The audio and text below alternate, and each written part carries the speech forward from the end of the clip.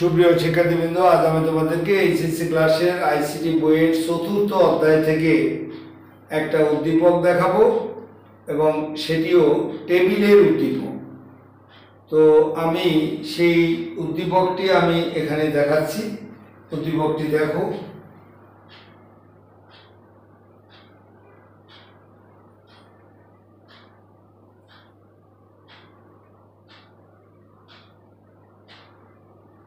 এখানে লিখলাম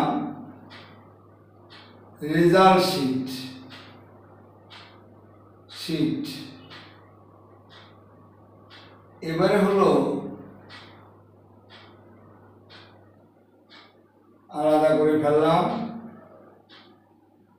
এখানে লিখলাম রোল, এখানে লিখলাম নেম, আর এই জায়গায় লিখলাম জিপিএ।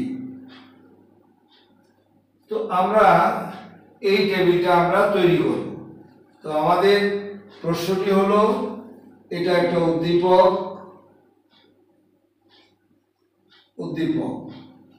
তো উদ্দীপকের উপরে ভিত্তি করে এটা আমাদের দিয়েছে রাজশাহী 2023, রাজ 23-এ দিয়েছে, রাজশাহী 23। তো টেবিলটা দেখো এখন। তো এই টেবিলটায় যদিও আমি একটু কারুকার্য করেছি, রাজশাহী বোর্ডে এখানে রেজাল্ট শিটটা মাঝখানে দিয়েছি, আমি দিয়েছি একদম নিচে, এতটুকু আমি চেঞ্জ করেছি। তো দেখো, আমাদের একটা টেবিল, এই পেজটা তৈরি করতে হলে আমরা আর একটু কাজ করি, যে এই ঘরটার মধ্যে আমরা একটু রং লাগিয়ে দিই। এখানে দিয়ে দেই নীল রং। এখানে তো আর আমি আঁকতে পারলাম না রংটা, এই মনে করতে হবে এই ঘরের মধ্যে নীল রং দিতে হবে। এই ঘরটার মধ্যে, জিপিএ ঘরটায় নীল রং দিতে হবে। তো আমাদের দেখো, তাহলে আমাদের এখানে প্রশ্ন হলো, উদ্দীপকের উপরে ভিত্তি করে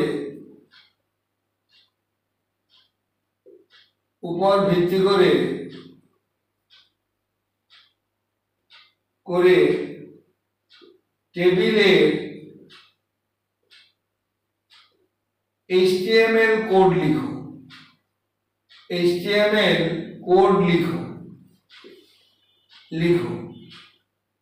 যেখানে জিপিএ নীল রং ও টেবিলের সাইজ 100x100 পিক্সেল। এই হলো আমাদের প্রশ্ন, যে উদ্দীপকের উপর ভিত্তি করে টেবিলের HTML কোডগুলো লিখো, এবং যেখানে জিপিএ নীল রং, জিপিএ ঘরটি জিপিএ ঘরটি নীল রং, এবং টেবিলের সাইজ হলো 100x100 পিক্সেল। তো আমরা এখন এই টেবিলটা তৈরি করতে হলে আমাদের প্রথম নোটপ্যাড ওপেন করতে হবে। আমরা নোটপ্যাড ধরে নিলাম, ওপেন করা আছে। আমরা এখন প্রথমে এখানে লিখব এক্সক্লামেটরি ডগ টাইপ HTML। এবারে হলো দ্বিতীয় ট্যাগ হলো HTML। এই HTML যে HTML5 ভার্সন নির্দেশ করে, সেটা প্রকাশ করার জন্যই এই এক্সক্লামেটরি ডগ টাইপ HTML ব্যবহার করা হয়। এবারে আমাদের দেখো, এখানে আমরা হেড দিয়ে করতে পারি, নাও দিতে পারি। HTML এর পরবর্তী ট্যাগ হলো হেড। এবারে হেডে আমাদের থাকে সবসময় টাইটেল। এই টাইটেলে লিখলাম this is a table page. এটা আমাদের যা ইচ্ছা তাই লেখা যায়, this is a table page, এটা একটা টেবিল পেজ। এবারে আমাদের টাইটেল ক্লোজ। এবারে হলো আমাদের যেটা কাজ শেষ হয়ে যাবে, হেডের কাজ, হেডে টাইটেল লাগানো হয়ে গেছে, এই কাজটা শেষ বলে আমরা হেডটাকে এখন ক্লোজ করে দেব। এবারে আমাদের বডি ওপেন করে দেব। এই যে বডি আমরা ওপেন করেছি, বডি ওপেন করে এবারে এই বডির পরে আমরা এটা কি তৈরি করতে যাচ্ছি, একটা টেবিল তৈরি করতে যাচ্ছি। তাহলে আমরা এর জন্য ট্যাগ ইউজ করব, টেবিল ট্যাগ। এই টেবিল ট্যাগ ইউজ করে টেবিল ট্যাগের একটা অ্যাট্রিবিউট আছে, সেটা হলো বর্ডার। এখন দিব আমরা এই বর্ডার। এই অ্যাট্রিবিউটটার একটা ভ্যালু আছে, সেই ভ্যালুটা দিব আমরা 1। এবারে এইটুকু লিখলে সে এই টেবিলটা যখন আমাদেরকে উপহার দেবে তখন প্রত্যেক পাশে 2টা করে রেখা দেখাবে, কিন্তু আমাদের তো দরকার একটা রেখা। তাহলে আমরা করব কি, এখানে আরেকটা অ্যাট্রিবিউট দেব, সেল স্পেসিং। সেল স্পেসিং দিয়ে এখানে লিখব 0। এই 0 দিলে পরে সেল স্পেসিং 0 এটা দিলে পরে আর সে 2টা করে রেখা দেখাবে না। অন্যান্য ভিডিওতে বলেছি, শুনে নিন। এবারে আমাদের হলো, এখন আমরা এখানে দেখো এই একটা শাড়ি, এই একটা শাড়ি, এই একটা শাড়ি, 3টা শাড়ি আছে, 2টো কলাম আছে। এখন আমরা এখানে যাব, এই জায়গাটার নাম হলো টিআর, টেবিল রো। এবারে হলো আমাদের এই ঘরের মধ্যে ঢুকবো। এই জায়গায় আমরা যেহেতু হেডলাইন, সেখানে টিএইচ ইউজ করতে পারি, টিডিও ইউজ করতে পারি। টিএইচ ইউজ করলে এই লেখাটাকে গাঢ় অবস্থায় পাওয়া যাবে, কিন্তু তো এইটা গাঢ় থাকলে পরেই টিএইচ আমরা দিই, কিন্তু না দিলে আমরা টিডি দেব, table data, table heading or table data. আমরা এবারে টিডি দিলাম, টিএইচ দিলাম না, টিডি দিয়ে এবারে আমরা বললাম যে রেজাল্ট শিট, এই শব্দটা এই ঘরটার একদম নিচে আছে। এখানে যদি নিচে থাকে, আগে তৈরি করতে হবে, সরি, এই ঘরটা একটা বড় ঘর। এই বড় ঘরকে প্রশ্ন করছে, বড় ঘর এরকম তুমি কয়টি ছোট ঘর নিয়ে গঠিত? যদিও এর সাইজটা এর চেয়ে একটু ছোট মনে হচ্ছে, এটা একটু বড় মনে হচ্ছে, এটা আমার আঁকার জন্য হয়েছে, দুঃখিত আমি, এটা পরীক্ষায় ঠিক মতোই থাকবে। তো এইরকম কয়টি ছোট ঘর নিয়ে গঠিত, তখন বললো যে এখানে এরকম 2টা ছোট ঘর নিয়ে গঠিত। এবারে প্রশ্ন হলো, এর কাছাকাছি কোন রেখাটাকে উপরে বা নিচে টান দিলে ঘর ছোট হয়? তখন দেখলাম এটাকে যদি টান দিই তাহলে এইখানে 2 পাশে 2টা স্পেস তৈরি হয়, তাহলে কলামকে টান দিলে স্পেস তৈরি হয়। টিডি দিয়ে আমরা দিলাম কল স্প্যান, এটা সমান সমান লিখলাম 2। এই এবারে হলো আমরা দেব যে রেজাল্ট শিট শব্দটা কোথায় অবস্থিত। রেজাল্ট শিট শব্দটা, এটাকে মুছে ফেলি, রেজাল্ট শিট শব্দটা আমাদের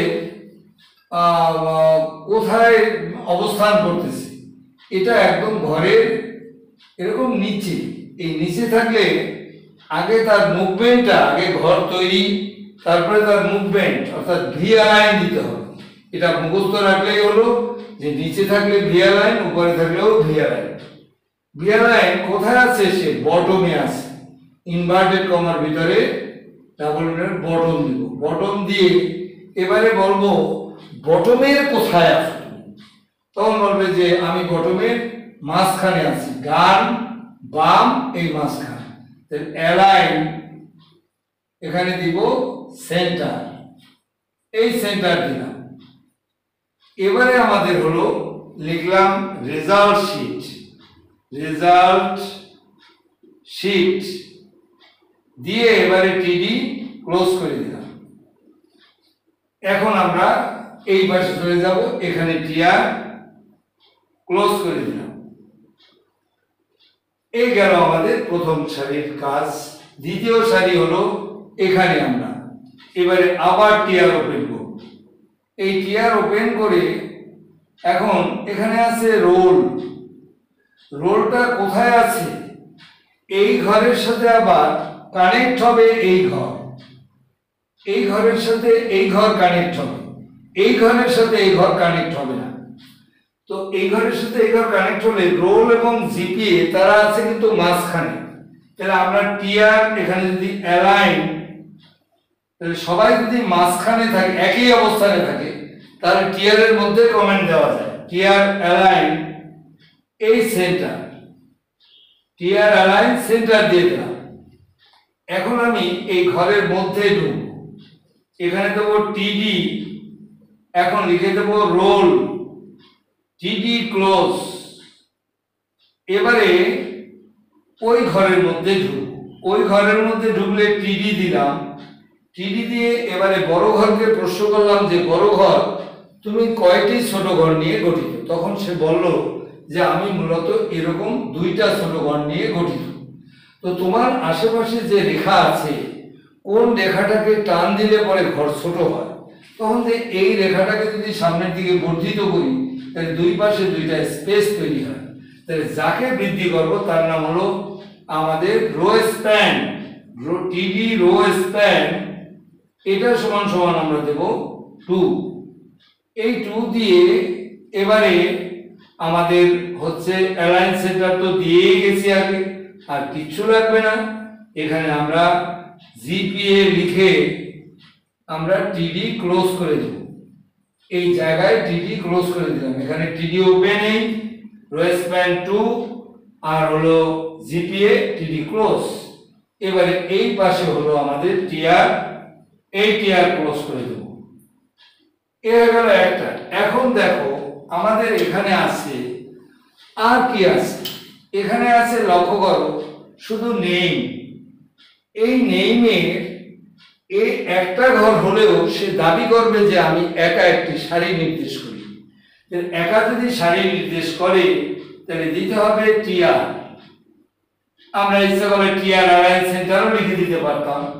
তো আমরা এবারে টিআর এর মধ্যে না লিখে আমাদের অধিকার আছে, এবারে ঘরের মধ্যে আমরা এখানে টিআর দিলাম, এখানে টিডি দেব। এই টিডি দিয়ে আমরা ইচ্ছা করলে টিডির মধ্যেও লিখতে পারি অ্যালাইন, অ্যালাইন সেন্টার। এই কথাটা আমরা টিআর এর মধ্যেও পারি, টিডির মধ্যেও পারি। এই অ্যালাইন সেন্টার দিয়ে এখন লিখবো আমি নেম। এবারে আমরা এই জায়গাটায় টিডি ক্লোজ করে দেব। এবারে টিডি ক্লোজ করে দেওয়ার পরে এবারে আমাদের কিন্তু একটা ভুল হয়ে গেছে। সে ভুলটা হলো এখানে আমরা প্রশ্নের মধ্যে আমাদের ছিল যে টেবিলের সাইজটা আমাদের 100x100 করতে হবে এবং এই ঘরের ভিতরে আমাদের লাল রং দিতে হবে। তাহলে আমাদের যে ভুলটি হলো সেটি হলো আমরা এই জিপিএ ঘরটা আমরা এটা একটু লেখি, নেমটা লেখা হয়ে গেছে। এরপরে আমি ওটা বুঝাই দিচ্ছি যে ওইখানে যা লেখা হয়েছে কি চেঞ্জ করবে সেটি আমি বুঝিয়ে দিচ্ছি। এবারে হলো দেখো টিডি অ্যালাইন সেন্টার নেম, এবারে টিডি ক্লোজ, এবারে আমরা টিআর ক্লোজ করে দেব। এই টিআর ক্লোজ করে দিয়ে এবারে আমাদের এইচটিএমএল ওপেন করা আছে, বডি ওপেন করা আছে, টেবিল ওপেন করা আছে। এবারে টেবিল ক্লোজ করে দেই, এবারে বডি ক্লোজ করে দেই, এবারে এইচটিএমএল ক্লোজ করে দেই। তো আমরা এই আমার টেবিলের কাজ শেষ। কিন্তু আমি যে ভুলটা করেছি সেই ভুলটা হলো, আমি দেখাচ্ছি সেটা তোমরা কারেকশন করে নিবে। সেটি হলো এই যে দেখো টেবিল বর্ডার এখানে দিয়েছি, টেবিলের সাইজ 100 তাই আমরা এখানে সেল স্পেসিং দিয়ে এখানে দেবো ওয়াইড দেব। এইটুকু আমি ফেলে গিয়েছিলাম, দুঃখিত। 100 এবং হাইট এটাও হলো আমাদের 100। এইটুকু অ্যাড করতে হবে এখানে। আমার যদিও বোর্ডের প্রশ্নে ওটা দেয়া নেই, আমি অ্যাড করেছি, সেটাই আমি ভুল করেছি। এবারে এটুকু করতে হবে এখানে। আর এই রুমে যে ভুলটা আমি করেছি সেটি হলো আমাদের এই যে এই রুমে যেখানে লিখছি টিডি দিয়ে লিখছি রো স্প্যান, এটা লিখেছি 2। তোমরা ভিডিওর মধ্যে দেখো রো স্প্যান 2 লিখেছি। এখানে এখন আমাদের যেটা করতে হবে, এখানে নীল রং, তাহলে এখানে দেবো আমরা busy colour, COLOUR busy colour দিয়ে এবারে ইনভার্টেড কমার ভিতরে দেব আমরা ব্লু, ব্লু, এই ব্লু দিয়ে দেব। তাহলে কি হবে, এটা respond too busy colour blue দিয়ে এবারে লিখবো আমি জিপিএ, এবারে আমাদের টিডি ক্লোজ। এতটুকু কিন্তু আমাদের ওই যেখানে এর আগে লিখেছি সেইখানে এতটুকু আমাদের অ্যাড করতে হবে, তাহলে আমাদের একদম সঠিকভাবে হয়ে যাবে। তো এটাকে একটা নামে আমাদের সংরক্ষণ করতে হবে, সংরক্ষণ করে এবারে আমরা সেই যে নামে সংরক্ষণ করব সেই নামের উপরে ডাবল ক্লিক দিলে আমাদের ব্রাউজার এই যা আমি বলেছি এরকম একটি পেজ তোমাকে উপহার দেবে। সকলকে অনেক ধন্যবাদ। আমার ভিডিও ভালো লাগলে এটাকে লাইক এবং সাবস্ক্রাইব করবে।